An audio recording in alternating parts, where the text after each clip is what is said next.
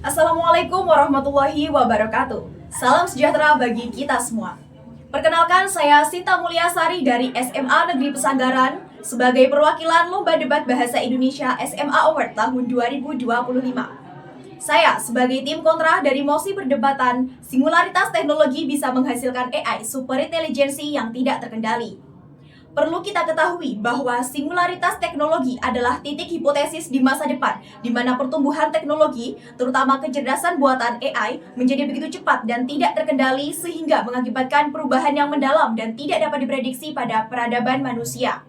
Konsep ini merujuk pada kemungkinan terciptanya kecerdasan mesin yang melampaui kecerdasan manusia, yang dapat mengarah pada konsekuensi yang beragam, mulai dari penggabungan manusia dengan mesin hingga potensi kepunahan atau perbudakan manusia. Saya memiliki beberapa argumen yang dapat mendukung sebagai tim kontra terhadap mosi, yaitu sebagai berikut. Argumen yang pertama, resiko eksistensial dan hilangnya kendali. Potensi ancaman pada eksistensi manusia jadi tidak relevan atau bahkan punah. Singularitas berarti AI yang lebih pintar dari manusia. Pertanyaannya, jika mesin lebih pintar dari kita, apakah kita masih bisa mengendalikannya? Bukti kecilnya sudah ada pada hari ini. Contohnya, chatbot AI yang kadang memberikan jawaban menyesatkan, deepfake video yang sulit dibedakan dari asli, atau sistem otonom yang membuat keputusan tanpa transparansi. Itu baru AI yang masih terbatas. Bayangkan kalau AI menjadi jutaan lebih pintar dari manusia. Misalnya, sebuah AI yang diberi tugas mengurangi polusi. Ia bisa saja memutuskan bahwa solusi tercepat adalah mengurangi aktivitas manusia, karena manusialah sebagai sumber polusi terbesar. Bukannya menyelesaikan masalah, justru manusia yang terancam. Argumen yang kedua, ketimpangan sosial dan ekonomi.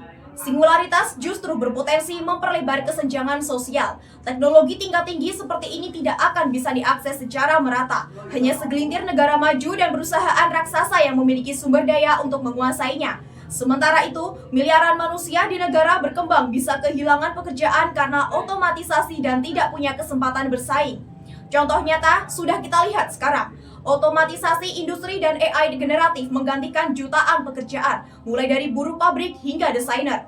Jika singularitas terjadi, dampaknya jauh lebih besar. Manusia bisa kehilangan peran ekonomi sama sekali, sementara keuntungan hanya terkonsentrasi di tangan segelintir elit teknologi.